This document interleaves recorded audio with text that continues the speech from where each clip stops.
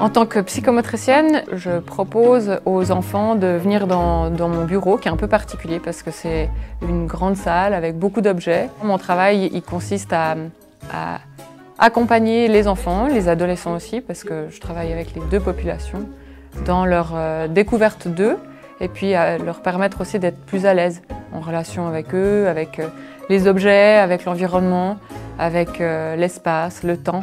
Et globalement aussi leur façon d'être au monde.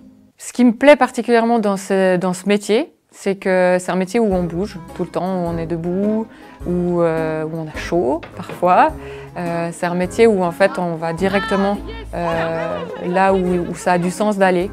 Je trouve que quand les enfants y viennent, ils proposent des activités qui sont parfois des activités les plus difficiles pour eux, alors qu'en fait moi j'aurais pu les leur proposer, mais ils vont par eux-mêmes chercher là où c'est pas toujours évident, et c'est ce qui en fait un très beau métier parce qu'on voit les enfants gagner en confiance et puis petit à petit on les voit grandir et au travers de ce qu'on propose aussi, et ça c'est ce que j'aime aussi beaucoup.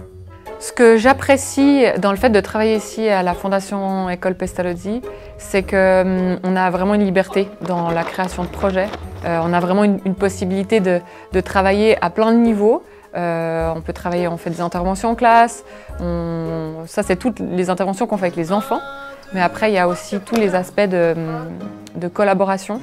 Et c'est ce qui est spécifique à la Fondation École Pestalozzi et au milieu institutionnel. C'est qu'on travaille avec l'équipe pédago-éducative sur le collège, on travaille aussi avec les éducateurs des groupes de vie. Et ça, c'est ce que j'adore ici parce qu'on est tout le temps en train de travailler avec nos collègues, et s'il n'y avait pas ça, eh ben, les enfants seraient malheureux, et moi aussi.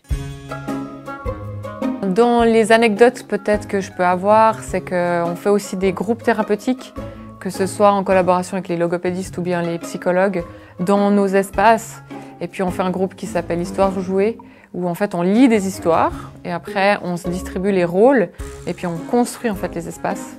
Et puis ce qui est intéressant dans la construction, c'est de voir comment l'enfant se représente l'espace, comment il peut construire avec le matériel qu'on a, mais aussi comment il peut s'imaginer jouer dedans.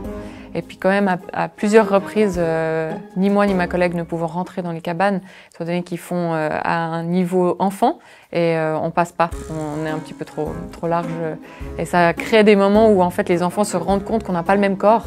Et des fois on a des sorties un peu sympathiques sur « Ah mais t'es grosse !» ou des choses comme ça. Et en même temps ça leur apprend aussi à voir la différence entre eux et nous.